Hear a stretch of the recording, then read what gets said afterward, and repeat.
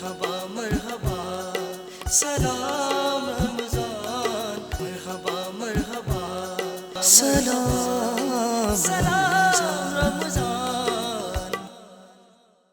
بسم اللہ الرحمن الرحیم. الحمدللہ رب العالمین والصلاة والسلام علی سید الانبیاء والمرسلین.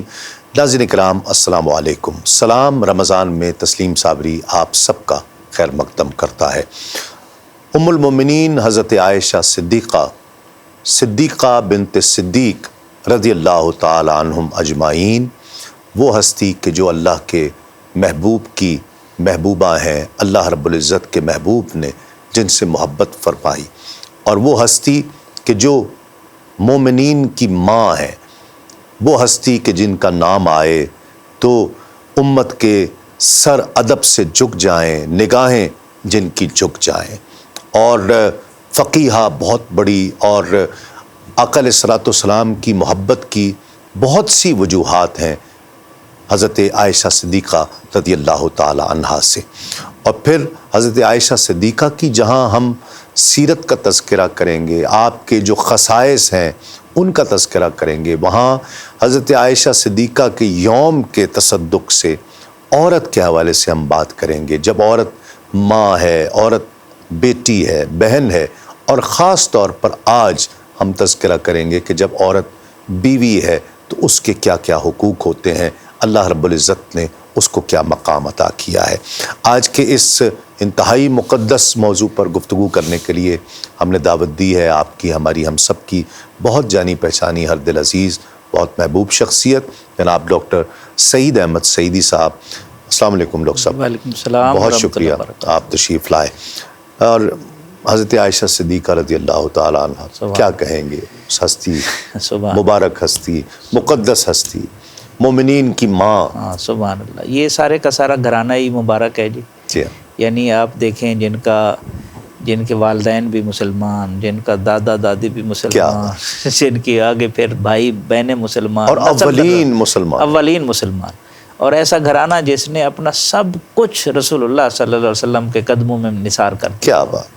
تو اس کی تو مثال ہی نہیں ملتی. اور ایسی وفاداری اور وفا شعاری کا جو مقام کھڑا ہوا ہے، شاید یہی وجہ ہے کہ نبی رحمت صلی اللہ علیہ وسلم کے دل میں آپ کی اتنی محبت تھی، آپ کا اتنا احترام تھا کہ جسے لفظوں میں بیان نہیں کیا جا سکتا، اور وہ اب تک ہے اور قیامت تک رہنا ہے. حضرت مجدد الافسانی رحمۃ اللہ علیہ واقعہ بیان کرتے ہیں مکتوبات شریف میں کہ میں کھانا پکاتا تھا جمعرات کو اور ایصال ثواب کرتا تھا آل ابا کو، یعنی پانچ تن پاک جنہیں ہم کہتے.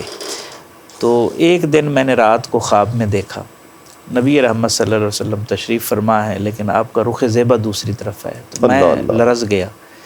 میں نے عرض کی ڈرتے ڈرتے، حضور غلام سے کوئی خطا ہوئی ہے؟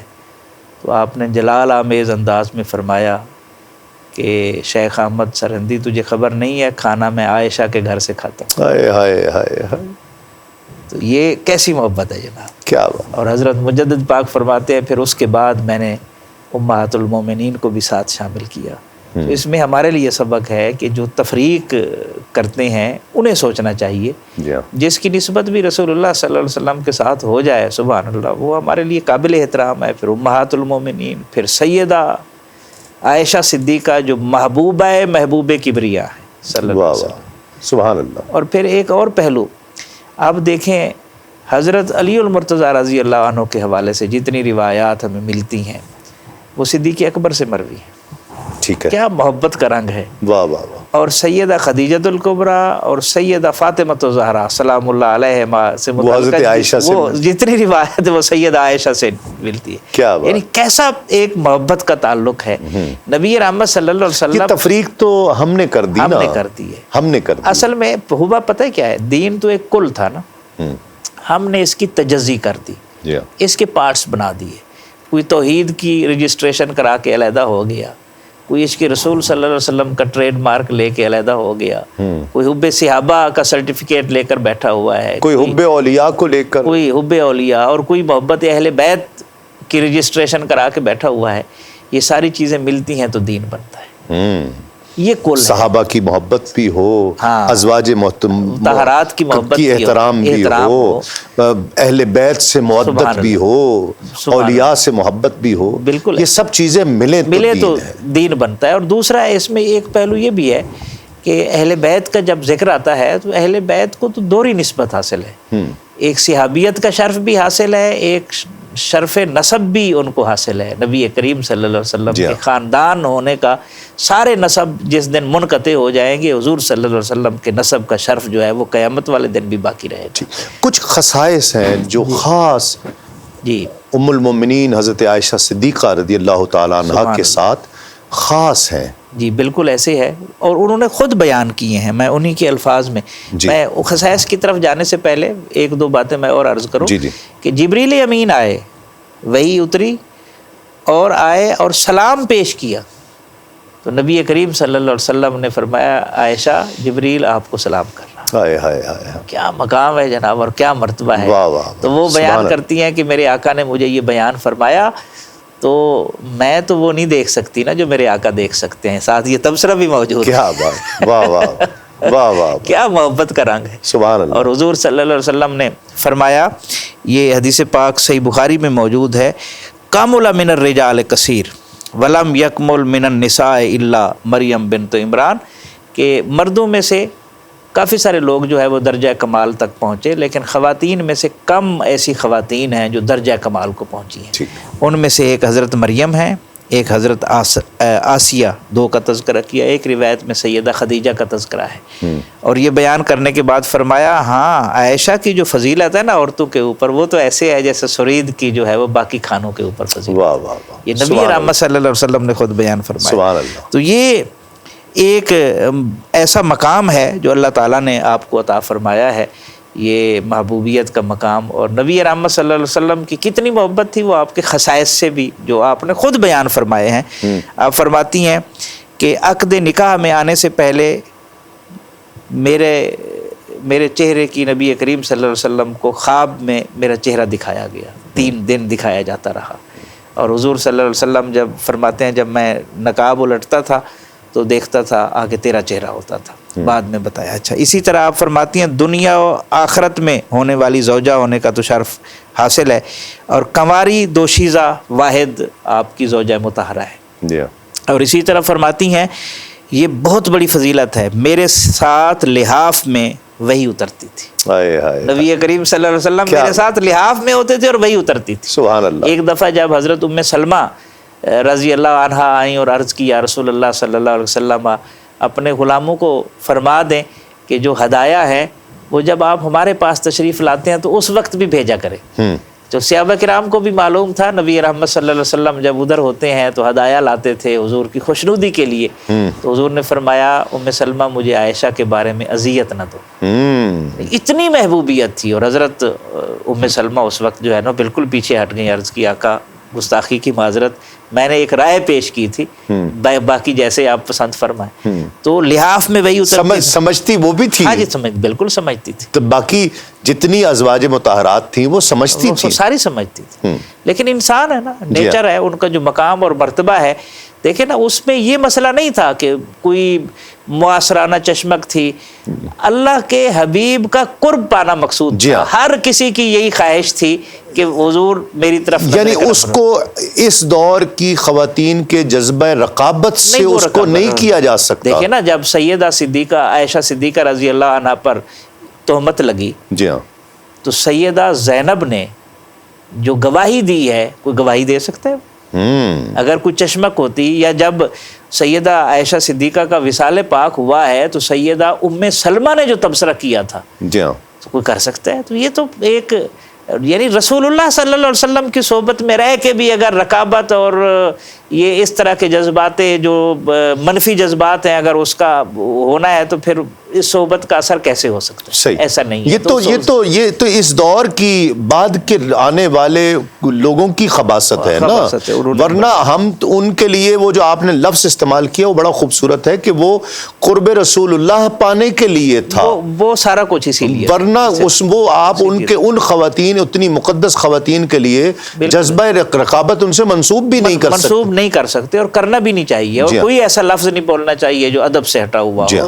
دیکھیں نا، حضرت ابوبکر صدیق کی بیٹی ہے، حضرت فاروق اعظم کی بیٹی ہے، اور دو بیٹیاں حضور کی جو ہے وہ دو حضرت عثمان غنی اور حضرت علی سے جو ہے ان کی نسبت ہے۔ یہ تو بڑا ایسا منفرد رشتہ ہے خلفائے راشدین کا، ایسا منفرد رشتہ ہے، یہ تو کسی کو شرف نصیب ہو ہی نہیں سکتا جو ان کو نصیب ہوا۔ اچھا، اسی طرح آپ فرماتی ہیں کہ میری تقدیس کی گواہی جو ہے، تقدس مابی کی گواہی خود رب العالمین نے دی ہے، سبحان اللہ، اور 10 آیات اتار کر، یعنی یہ 2 خواتین کو شرف حاصل ہے، ایک حضرت مریم کو اور ایک سیدہ عائشہ صدیقہ رضی اللہ عنہا۔ واہ، قرآن اترا ہے تقدس میں، تقدس مابی کیسی ہے جناب۔ واہ واہ واہ۔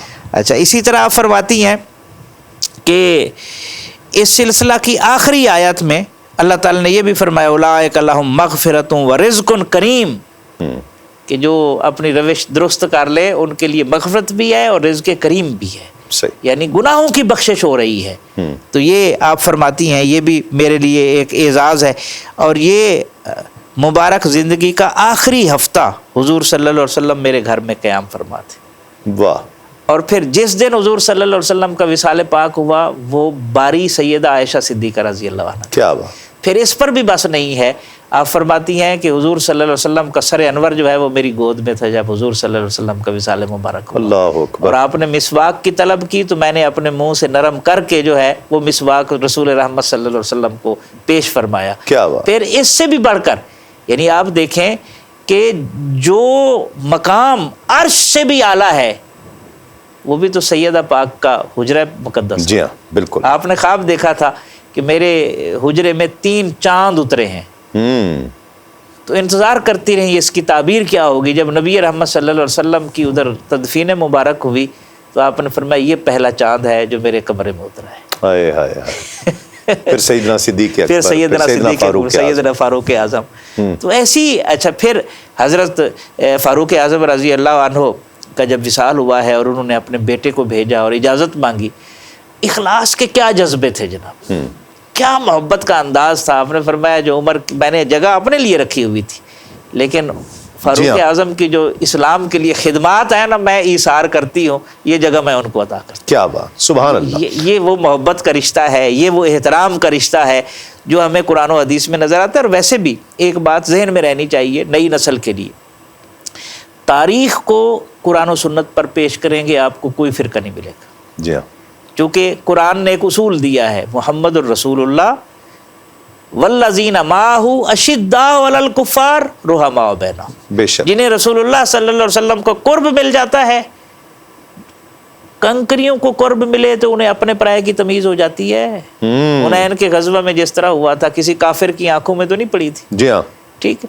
اچھا، تو کنکریوں کو اگر شعور مل جاتا ہے تو جو وجود ہے، زندہ ہے، اشرف المخلوقات ہے، اسے رسول اللہ صلی اللہ علیہ وسلم کا قرب ملے گا تو اس کو کیا مقام ملے گا؟ اللہ نے خود اس کی وضاحت کی کہ کافروں پر وہ سخت ہیں، آپس میں تو رحیم و کریم ہے۔ جی ہاں، تو یہ وہ شرف ہے، اس لیے تاریخ کو قرآن و سنت پر پیش کریں گے تو امت ملے گی آپ کو، قرآن و سنت کو تاریخ پر پیش کریں گے تو پھر اتنے فرقے بنیں گے کہ سنبھالے بھی نہیں جائیں گے۔ صحیح، بالکل یہ بہت اچھی بات، یہ خیال کرنا چاہیے، بہت اچھی بات۔ اور ویسے بھی میں آپ کی معذرت بات کر رہا ہوں، منفعت ایک ہے اس قوم کی، نقصان بھی ایک ہی، سب کا نبی، دین بھی، ایمان بھی ایک، واہ، حرم پاک بھی، اللہ بھی، قرآن بھی ایک، کچھ بڑی بات تھی ہوتے جو مسلمان بھی ایک، فرقہ بندی ہے کہیں اور کہیں ذاتیں ہیں، کیا زمانے میں پنپنے کی یہی باتیں ہیں، امت حضور کی اور فرقہ واریت کا شکار، یہ تو کوئی بات نہ ہوگی۔ کیا بات۔ اچھا، اس دور میں ہم نے دیکھا پھر کچھ خبیث قسم کے لوگ جو ہے وہ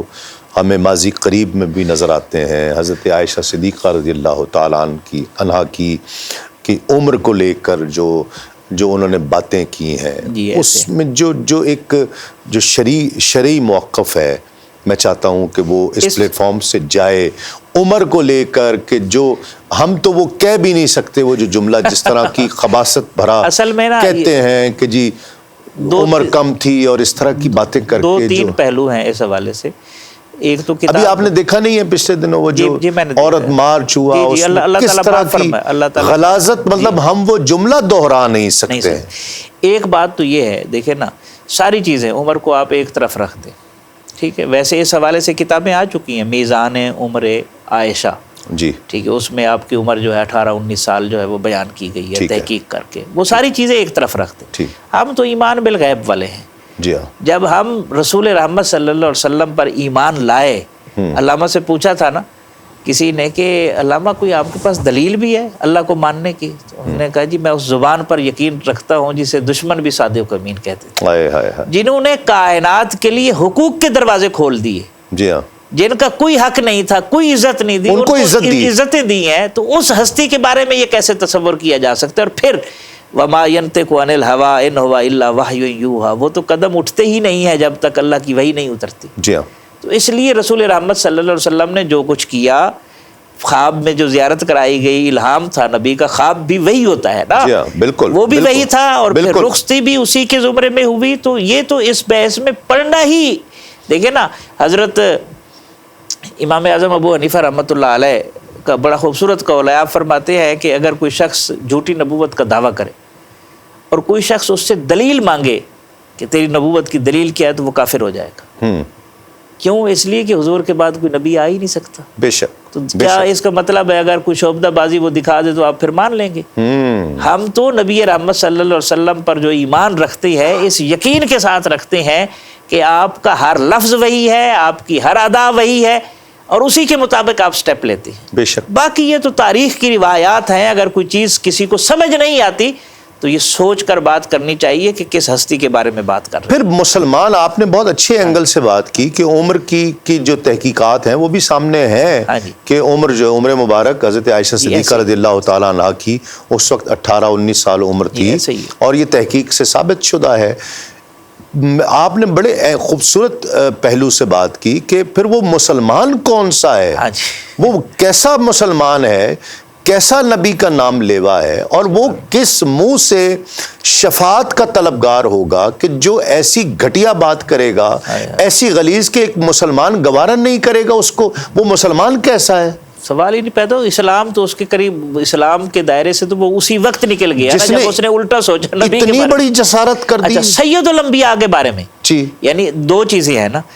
ایک یہ کہ جن کا نطق وحی خدا ہے، سید الانبیاء والمرسلین ہے، خاتم النبیین ہے، رحمت للعالمین ہے، ٹھیک. ان کے بارے میں الٹا سوچا. ایک یہ. دوسرا اس ذات کے بارے میں الٹا سوچا جن کے تقدس مآب ہونے کی گواہی رب نے 10 آیات اتار کر دی ہے. جی. تو اس کا اسلام کہاں رہے گا؟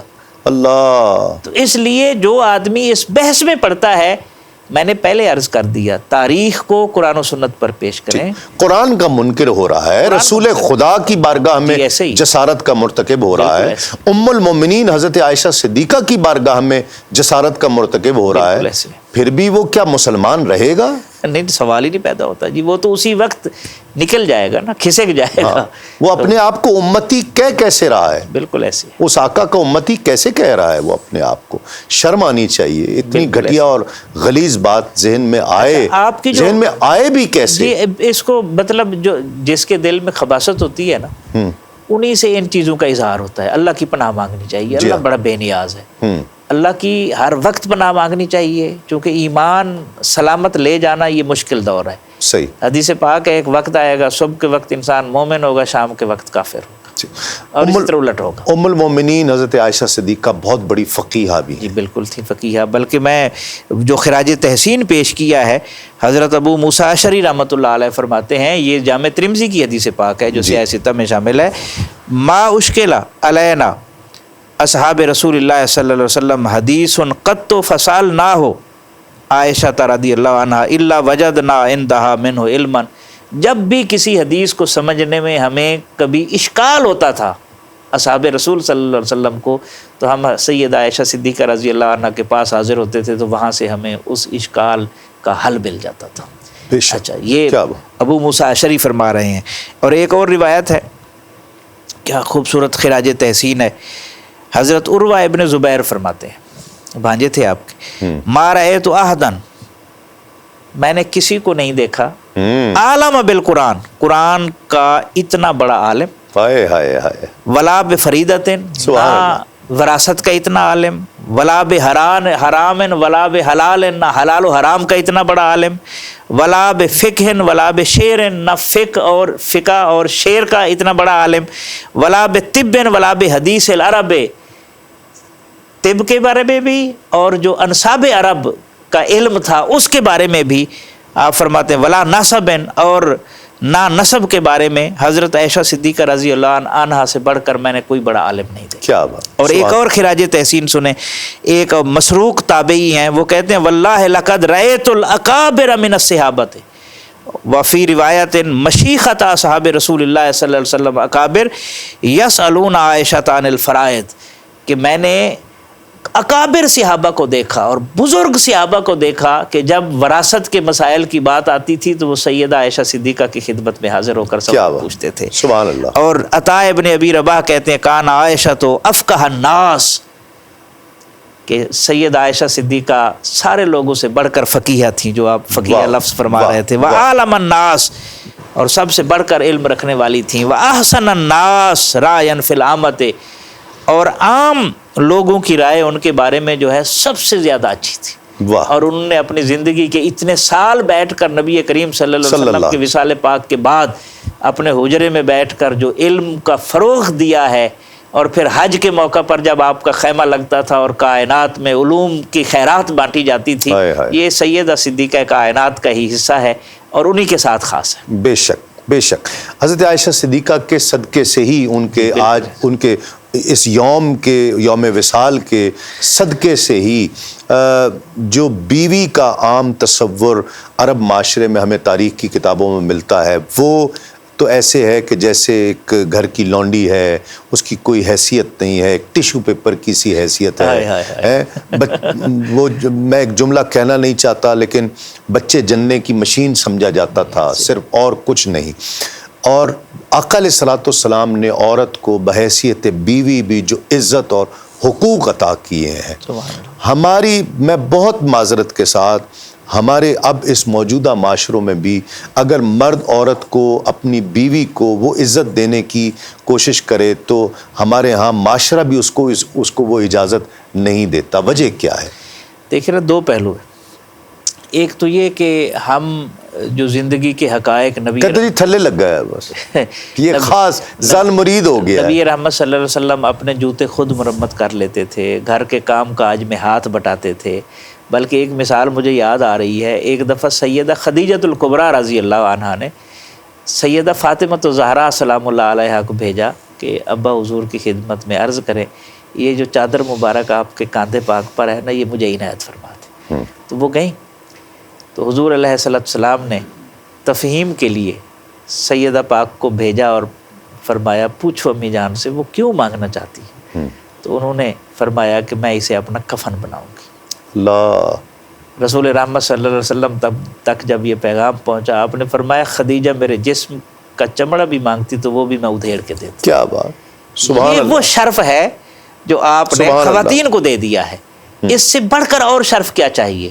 اور سیدہ عائشہ پاک کے حوالے سے آپ نے دیکھا کہ جتنی محبت رسول رحمت صلی اللہ علیہ وسلم نے ان سے کی ہے، جتنا اچھا، پھر چونکہ اوائل عمری میں ان کی شادی ہوئی تھی، بالکل باقی تو ساری کی ساری جو امہات المومنین ہیں وہ یا تو ان کے شوہر فوت ہو گئے یا طلاق ہوئی تھی یا کئی مسائل تھے، ٹھیک ہے، بیوہ تھیں تو اس کے بعد شادی ہوئی، لیکن یہ تو بالکل جوان تھی۔ نبی کریم صلی اللہ علیہ وسلم نے ان کے جذبات و احساسات کا جو خیال رکھا ہے، اگر عید کا موقع اور حبشی آ کر نا حضور سے محبت کا اظہار کرتے تھے، اپنے فن کا مظاہرہ کرتے تھے، اپنا نیزہ بازی ہوتی تھی، جو فنون تھے اس وقت جنگی وہ پیش کرتے، حضور علیہ السلام کے کاندھے پر آپ اپنی ٹھوڑی مبارک رکھ کے دیکھتی تھی، اور حضور علیہ السلام سید الانبیاء والمرسلین اس وقت تک کھڑے رہتے تھے جب سیدہ پاک خود سیر نہیں ہو جاتی تھی۔ کیا بات، اتنی موت۔ پھر حضور علیہ السلام نے دوڑ لگائی ان کے ساتھ، ٹھیک ہے، اور ایک دفعہ دوڑ لگائی، آپ آگے نکل گئے، سیدہ پاک آگے نکل گئی، پہلے سیدہ پاک آگے نکل گئی، پھر حضور علیہ السلام آگے نکل گئے، تو فرمایا ایسا ہی اس کا بدلہ ہے، مزاج کا خیال رکھا۔ پھر آپ کی سہیلیاں آتی تھیں، ان کو بلاتے تھے، ان کو کھیلنے کا کہتے تھے ایک دوسرے کے ساتھ، یعنی یہ اتنی ناز برداری اور اتنا خیال رکھنا، اس کا تو کوئی تصور بھی نہیں کر سکتا۔ اب اس دور میں آپ نہیں دیکھتے کہ ہمارے ہاں معاشروں میں خاص طور پر جو خاتون عورت کے ساتھ بیوی کی حیثیت سے جو ظلم روا رکھا جاتا ہے، ایسے یہ مطلب اسلامی تعلیمات ہیں، یہ حضور کی سنت ہے؟ نہیں، یہ تو بالکل ٹوٹلی خلاف ہے نا۔ دیکھیں، جو عورت ہے اس کی ایک رائے ہے، اس کا ایک احترام ہے۔ دیکھیں، اسلام بڑا دین عدل ہے، میں لفظ بول رہا ہوں، دین عدل کا مطلب ہے جس کا جو مقام ہے اس کو دیا جائے۔ ٹھیک ہے۔ اگر جنت ماں کے قدموں میں رکھی ہے تو اللہ کی رضا اس نے باپ کی رضا میں رکھ دی ہے۔ ٹھیک، دونوں کا اپنا اپنا کام ہے، اپنا اپنا فنکشن ہے، واہ۔ تو اس لیے دونوں نے اپنی ذمہ داری پوری کرنی ہے۔ بلکہ بزرگ کہتے ہیں کہ زندگی کی گاڑی اس وقت چلے گی جب دونوں، یہ پہیے ہیں نا دونوں، جب یہ پہیے ساتھ چلیں گے، لیکن اگر دونوں پہیے اکٹھے ہو جائیں تو گاڑی نہیں چل سکتی۔ ہر پہیہ اپنی جگہ پر رہے گا تو گاڑی ٹھیک چلے گی۔ جی ہاں۔ اگر نئی نسل کی تربیت کی بات ہے تو وہ پھر سیدہ فاطمہ الزہرا کی طرح تربیت ہوگی تو حسین آئے گا نا۔ آج حسین کیوں نہیں آ رہا؟ اس لیے کہ ماؤں نے اپنا فریضہ چھوڑ دیا اور وہ برابری کے زوم میں گھر کا چراغ خانہ بننے کی بجائے شمع محفل بن گئی اور نسل برباد ہو گئی۔ جی ہاں، نسل برباد ہو گئی اور اس کا خمیازہ ہم بھگت رہے ہیں۔ اس لیے ماں کو بھی اپنی ڈیوٹی سر انجام دینی ہوگی اور باپ کو بھی اپنی ڈیوٹی سر انجام دینی ہوگی۔ جب ہر ایک دوسرے کا احترام کرتے ہوئے نسل نو کی تربیت پر اپنا کردار ادا کرے گا تو پھر جو نسل پیدا ہوگی وہ پھر یزید کو للکار سکے گی، وہ پھر فرعون کو للکار سکے گی۔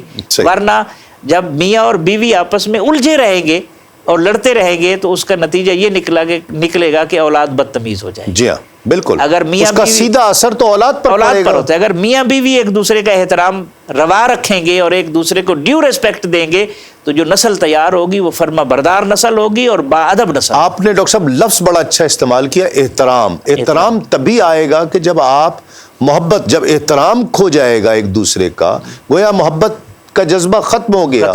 احترام موجود ہے، اس کا مطلب ہے محبت ہے۔ جی ایسے ہے۔ اور احترام رہے گا تو وہ آنے والی نسلوں پر اثر انداز ہوگا۔ بالکل ایسے ہے۔ اور جب احترام ختم ہو گیا، اس لیے بزرگ فرماتے ہیں کہ میاں بیوی کا اگر کوئی مسئلہ ہو بھی صحیح تو وہ بیڈ روم میں اپنا مسئلہ حل کریں، وہ گھر میں نہ لے آئیں، صحیح، بچوں کے سامنے نہ لے آئیں۔ لیکن اب اس دور کا کیا کریں کہ جب عورت کی رائے اگر مرد نے مان لی اور وہ ٹھیک رائے تھی تو وہ کہتے ہیں جی یہ مرد کی تو چلتی ہی نہیں ہے، یہاں پہ عورت کی چلتی ہے۔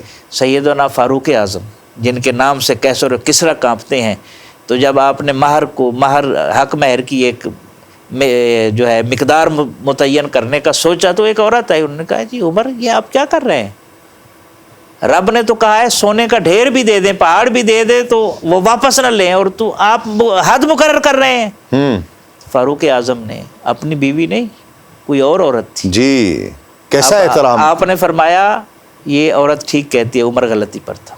اللہ تو اکبر۔ رائے اگر بیوی کی ٹھیک ہے تو وہ ٹھیک ہوگی نا، ٹھیک، اگر شوہر کی ٹھیک ہے وہ ٹھیک ہوگی، بیٹی کی ٹھیک ہے تو بیٹی کی رائے پھر مانی جائے گی، بیٹے کی رائے ٹھیک ہے تو وہ مانی جائے۔ اسلام حق کے راستے پر چلنے کا حکم دیتا ہے، اسلام انا پرستی کا دین نہیں ہے۔ پھر یوں ہوا کہ راستے یکجا نہیں رہے، میں بھی انا پرست تھا، وہ بھی انا پرست۔ انا پرستی کو چھوڑ کر دین کو معیار بنا کے ہم آگے بڑھیں گے تو جس کی بات اچھی ہوگی وہ قبول کی جائے۔ سبحان اللہ۔ بہت شکریہ ڈاکٹر صاحب، آج بہت خوبصورت ٹاپک پر بہت خوبصورت گفتگو آپ نے فرمائی، بہت شکریہ آپ تشریف لائے۔ ناظرین کرام، اللہ کے حبیب نے عورت کو ماں کا درجہ، عورت کو بیٹی کا درجہ، بہن کا درجہ، بیوی کا درجہ، گویا یہ سارے درجے جتنے درجے ہیں یہ سب عزت کے درجے ہیں۔ ماں ہے تو اس کے قدموں میں بچوں کی، اپنی اولاد کی جنت ڈال دی ہے، بیوی ہے تو اس کو گھر کی ملکہ بنایا ہے، بہن ہے تو بھائیوں کی عزت بنایا ہے، بیٹی ہے تو اس کو باپ کی عزت بنایا ہے، بیوی وہ جس کے لیے کہا گیا کہ وہ لباس ہے، مرد اور عورت ایک دوسرے کا، میاں بیوی ایک دوسرے کا لباس قرار دیے گئے ہیں۔ گویا یہ عزتیں اللہ اور اس کے رسول نے عطا کی ہیں۔ آپ کر تو دیکھیے، گھر کا سکون، آپ گھر کا سکون پائیں گے ایک دوسرے سے احترام کے رشتے سے۔ اور وہ لڑائی، وہ جھگڑا، ایک دوسرے کو اگنور کرنا، اس کا اثر خاص طور پر آپ کی اولاد پر پڑے گا۔ آپ چاہتے ہیں کہ آنے والی نسل تمیزدار ہو، محبت کرنے والی ہو، ایک دوسرے کا احترام ان کے اندر موجود ہو، تو آپ کو چاہیے ہے کہ میاں بیوی ایک دوسرے، اگر بیوی میاں کا احترام نہیں کر رہی تو وہ بھی اتنا ہی غلط ہے، بلکہ اس سے زیادہ غلط ہے۔ تو میاں اور بیوی ایک دوسرے کا احترام کرتے ہوئے اس کے اثرات آنے والی نسلوں پر پڑیں گے۔ ایک مختصر سا وقفے کے بعد ہم لوٹیں گے تو انشاءاللہ آج ایک منفرد رنگ میں محمد ہمایوں قادری ہمارے ساتھ ہوں گے، اور ایک منفرد انداز ہوگا نعت خوانی کا، وہ آپ دیکھیں گے انشاءاللہ۔ لوٹتے ہیں اس یقین کے ساتھ آپ کہیں نہیں جائیں گے۔ مرحبا مرحبا سلام رمضان، مرحبا مرحبا سلام سلام رمضان۔ ناظرین خوش آمدید، آپ پروگرام دیکھ رہے ہیں سلام رمضان تسلیم صابری کے ساتھ۔ وقت ہے سنہری بات کا، اور آج کی سنہری بات حضرت عبداللہ حنیف رحمۃ اللہ تعالی علیہ، اللہ کے ولی، ایک صوفی شخص، ایک بزرگ پرہیزگار شخصیت۔ ان کے پاس دو نوجوان دور کسی علاقے سے ملنے کے لیے آئے کہ حضرت عبداللہ سے ملتے ہیں، جا کر کچھ دعا لیتے ہیں، کچھ وقت ان کی صحبت میں گزارتے ہیں، کچھ سیکھنے کا موقع ملے۔ جب ان کے آستانے، ان کی خانقاہ میں پہنچے تو بتانے والے نے بتایا کہ حضرت عبداللہ تو بادشاہ کے دربار میں گئے ہوئے ہیں۔ بس اتنا کہنا تھا۔ ان دونوں نوجوانوں نے ایک دوسرے کو دیکھا اور دل میں خیال کیا کہ ہم تو اتنی دور سے ملنے آئے ہیں اور حضرت خود بادشاہ کے پاس چلے گئے ہیں۔ بدگمانی کا شکار ہوئے کہ صوفیاء کا، درویشوں کا کام تو نہیں ہوتا کہ وہ بادشاہوں کے درباروں میں جا کر بیٹھا کریں۔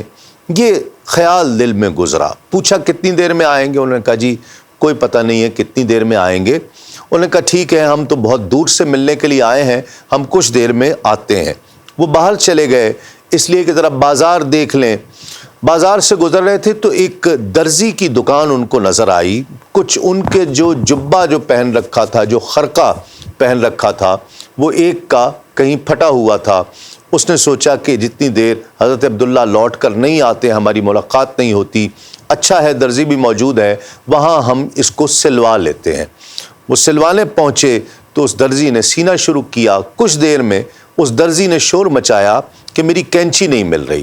یہ دو اجنبی تھے، شہر میں نئے تھے۔ اس درزی نے سوچا کہ یہی وہ دونوں شخص ہیں کہ جنہوں نے میری کینچی چرائی ہے۔ بہت واویلا کیا انہوں نے کہ نہیں ہم نے نہیں چرائی، لیکن اس نے کہا نہیں میں تمہیں بادشاہ کے دربار میں لے کر جاؤں گا۔ وہ درزی انہیں گرفتار کر کے ساتھ اپنے اور بھی چند لوگ اس کے جو دکاندار ساتھی تھے وہ اس کے ساتھ ہو گئے، اور وہ دونوں کو لے کر بادشاہ کے دربار میں پہنچے کہ بادشاہ سلامت، ان دونوں نے میری کینچی چرا لی ہے۔ ان دونوں نوجوانوں نے دیکھا کہ حضرت عبداللہ بھی وہاں پر تشریف فرما تھے۔ حضرت عبداللہ نے جب ان دونوں کو دیکھا تو کہا، بادشاہ سے عرض کی کہ بادشاہ سلامت، یہ دونوں چور نہیں ہیں، یہ تو دونوں صوفی نوجوان ہیں، دور سے سفر کر کے آئے ہیں، مجھے نہیں لگتا کہ یہ کوئی چور ہیں۔ بادشاہ سلامت نے حضرت عبداللہ کے کہنے پر انہیں چھوڑ دیا۔ حضرت عبداللہ بھی واپس پلٹ آئے، وہ دونوں نوجوان بھی، اور جب آستانے پر پہنچے تو حضرت عبداللہ نے پہلی بات ہی یہی فرمائی کہ بیٹا کسی کے بارے میں بھی بدگمانی نہیں کیا کرتے۔ اگر آج میں وہاں پر نہ ہوتا تو بادشاہ سلامت تمہیں اس چوری کی سزا دیتا، تمہیں قید کر لیتا۔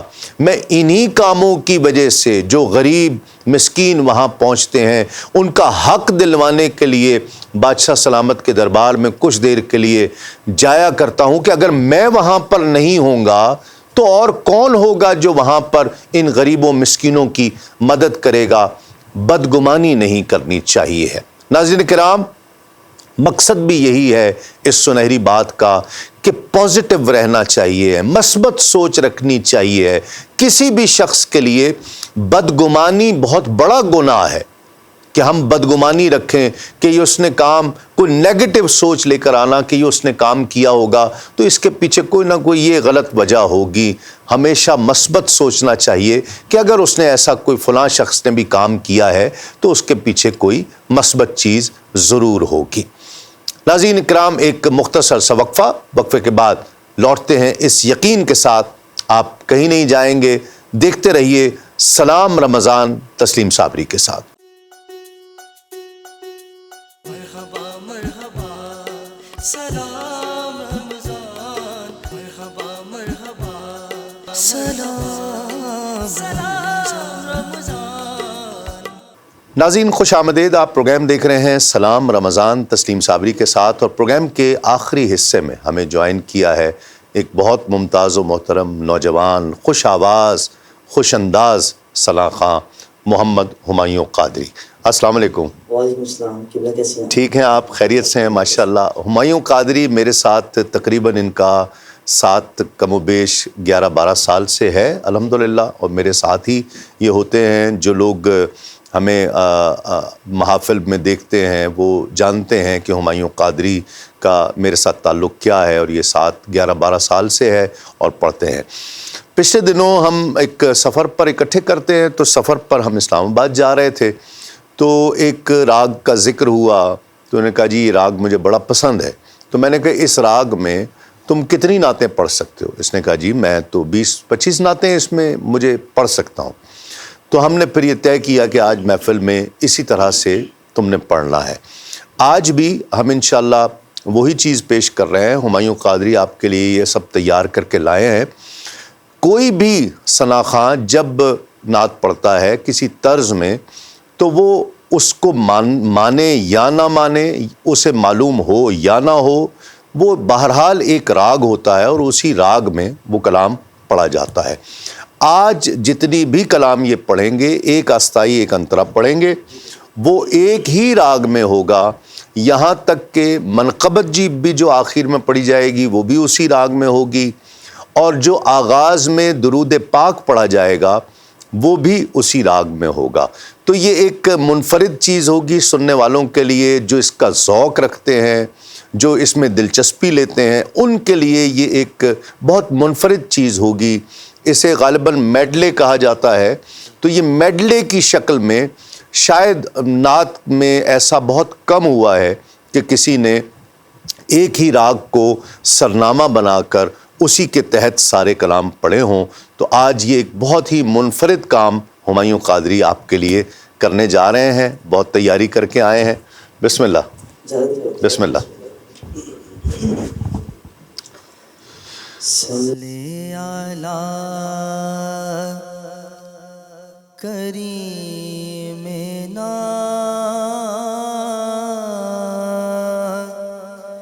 صلی علی محمد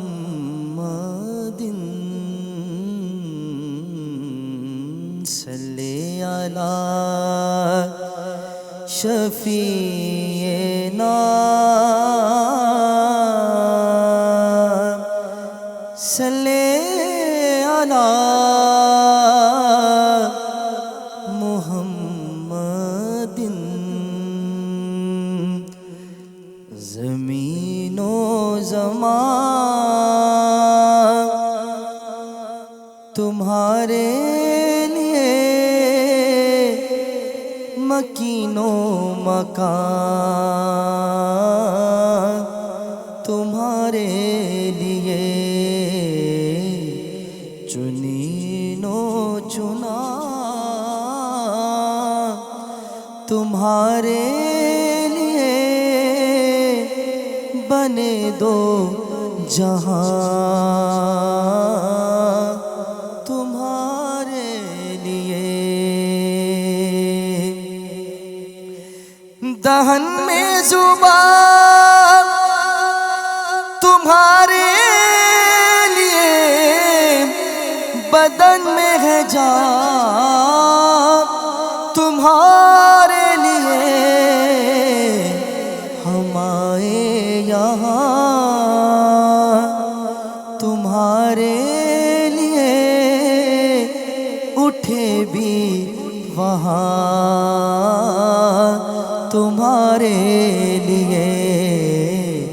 ہمائے یہاں تمہارے لیے اٹھے بھی وہاں تمہارے لیے زمین و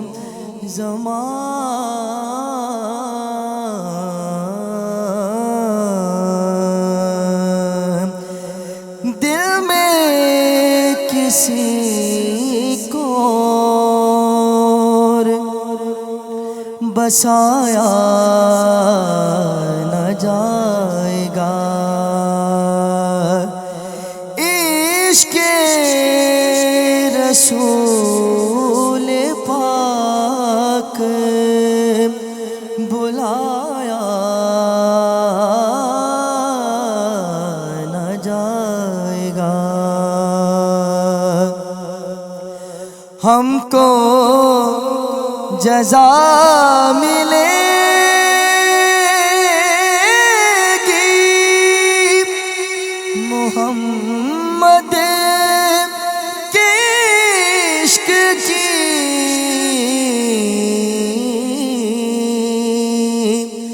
دوزخ کے آس پاس بھی لایا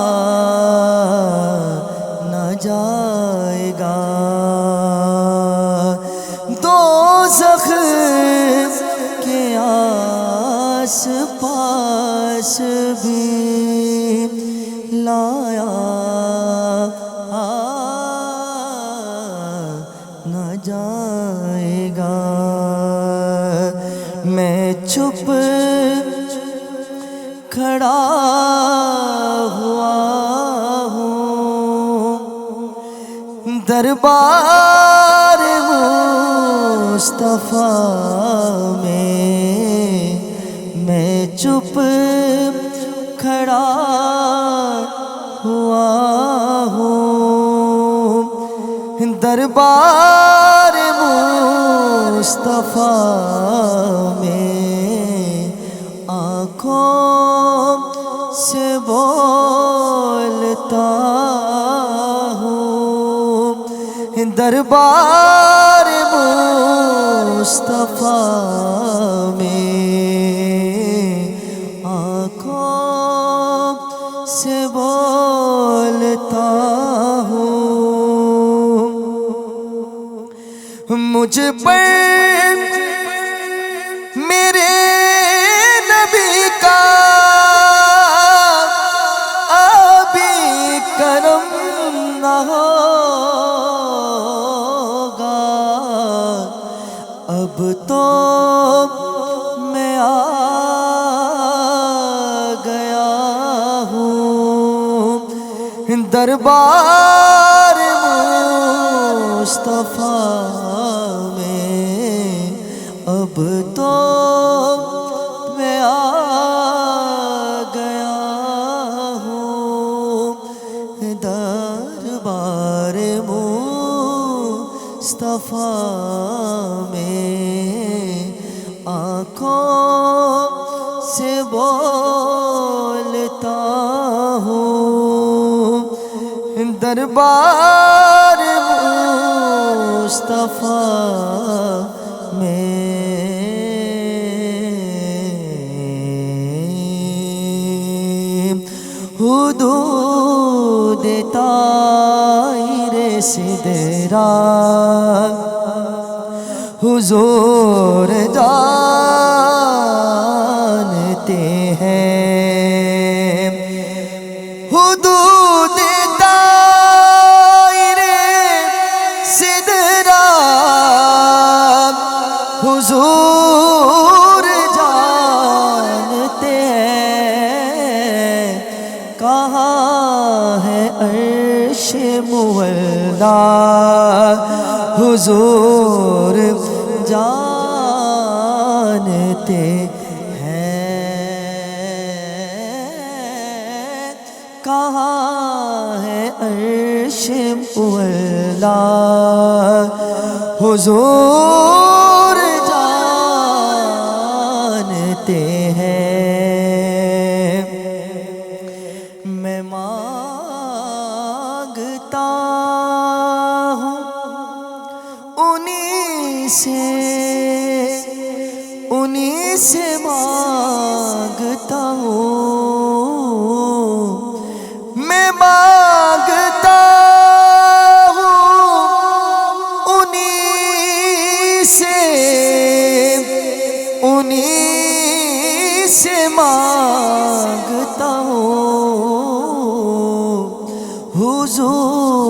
پر ہے بھروسہ، حضور جانتے ہیں، حضور پر ہے بھروسہ، حضور جانتے ہیں میرے خیال کو نسبت ہوئی مدینے سے، مہک گلاب کی آنے لگی پسینے سے، میرے خیال کو نسبت ہوئی مدینے سے،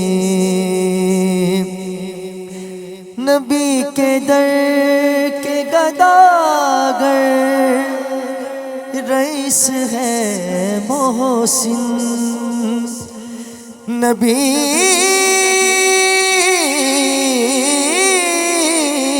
کے در کے گداگر رئیس ہے محسن، سوال ہی نہیں کرتے کسی کمینے سے، سوال ہی نہیں کرتے کسی کمینے سے، خود کو دیکھا تو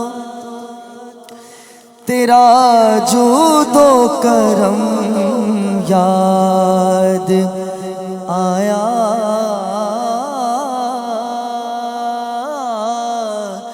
خود کو دیکھا تو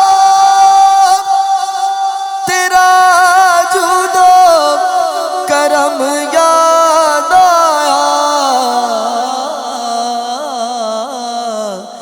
آقا تجھ کو دیکھا تو مصور کا قلم یاد آیا، آقا تجھ کو دیکھا تو مصور کا قلم یاد آیا، اور صبح پھوٹی تو تیرے رخ کی ضیاء یاد آئی، صبح پھوٹی تو تیرے رخ کی ضیاء یاد آئی، صبح پھوٹی تو تیرے رخ کی ضیاء یاد آئی،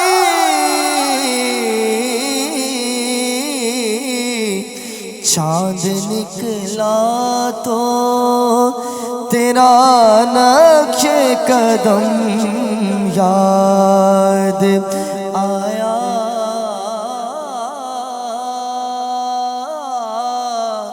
چاند نکلا تو تیرا نقش قدم یاد آیا، یہ ناز یہ انداز ہمارے نہیں ہوتے،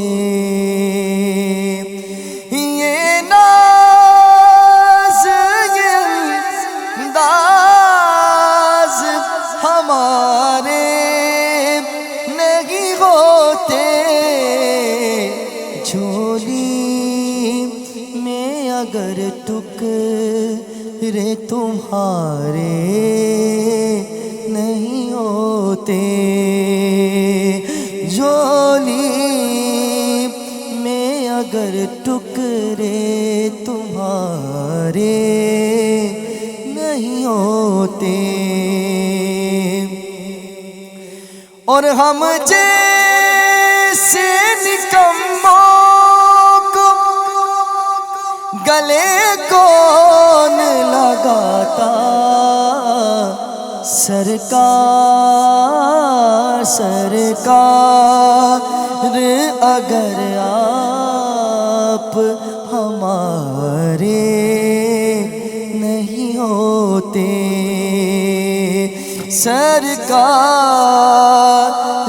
اگر آپ ہمارے نہیں ہوتے، میری الفت مدینے سے یوں ہی نہیں، میرے آقا کا روزہ مدینے میں ہے، میری الفت مدینے سے یوں ہی نہیں، میرے آقا کا روزہ مدینے میں ہے، میں مدینے کی جانب نہ کیسے کھچوں، میرا دین اور دنیا مدینے میں ہے،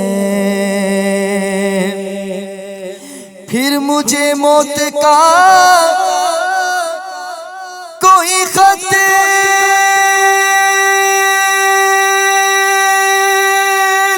نہ ہو،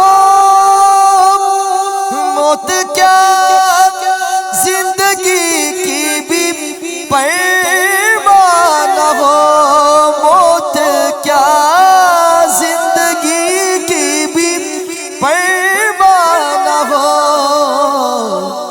کاش سرکار ایک بار مجھ سے کہے، کاش سرکار ایک بار مجھ سے کہے، اب تیرا جینا مرنا مدینے میں ہے، یا رسول اللہ یا حبیب اللہ، اب تیرا جینا مرنا مدینے میں ہے،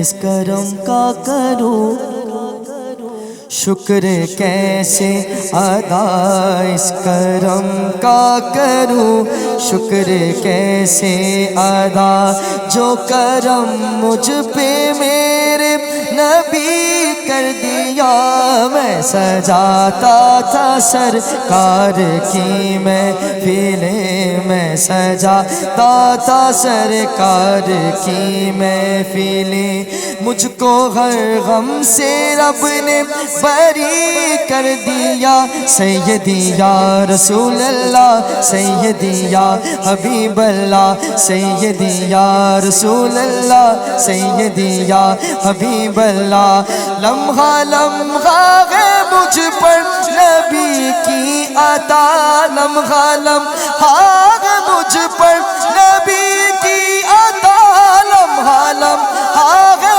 مجھ پر نبی کی عطا، دوستوں اور مولا سے مانگوں میں کیا، دوستوں اور مولا سے مانگوں میں کیا، کیا یہ کم ہے کہ میرے خدا نے مجھے، کیا یہ کم ہے کہ میرے خدا نے مجھے اپنے محبوب کا امتی کر دیا، سیدی یا رسول اللہ، سیدی یا حبیب اللہ، سیدی یا رسول اللہ، سیدی یا حبیب اللہ، یا رسول اللہ رسول اللہ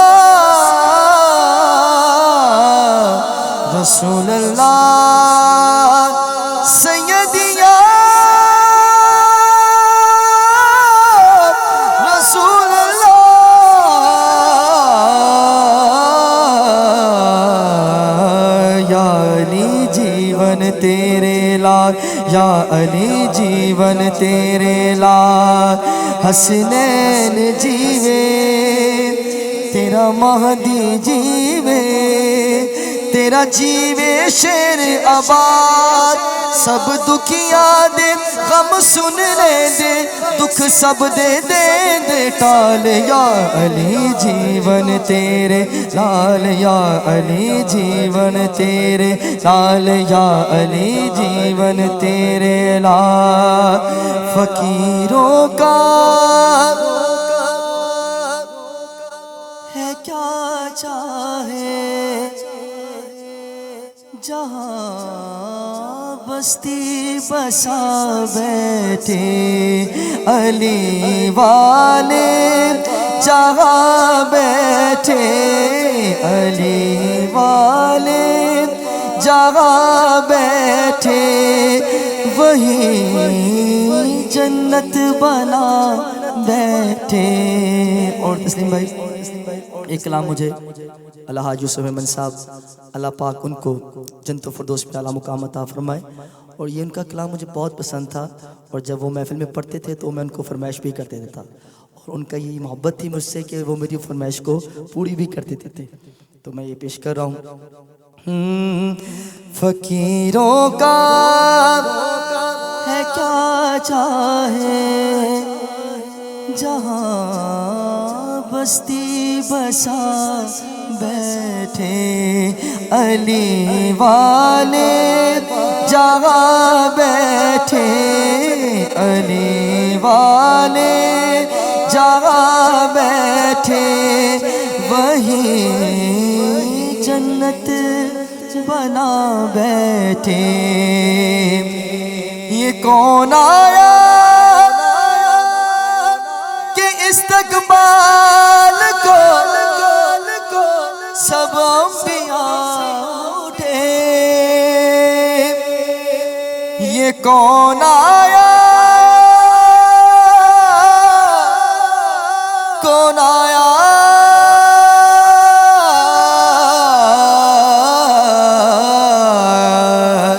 یہ کون آیا کہ استقبال کو سب انبیاء اٹھے. نہ بیٹھے گا کوئی تب تک نہ بیٹھے گا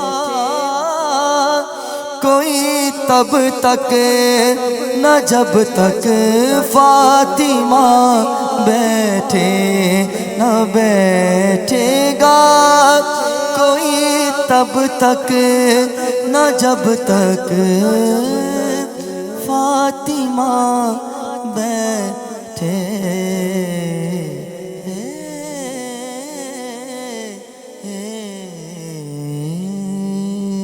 واہ واہ واہ ہمایوں قادری بڑا لطف آیا ماشاءاللہ بہت لطف آیا.